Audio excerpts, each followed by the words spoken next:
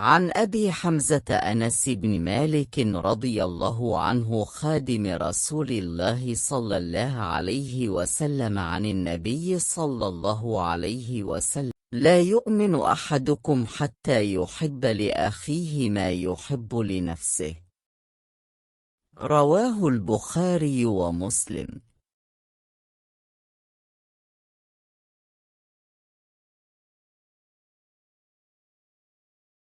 On the authority of Abu Hamza Anas bin Malik, may Allah be pleased with him, the servant of the Messenger of Allah, peace and blessings of Allah be upon him, that the Prophet, peace and blessings of Allah be upon him, said, "None of you, truly, believes until he loves for his brother that which he loves for himself." Al-Bukhari and Muslim.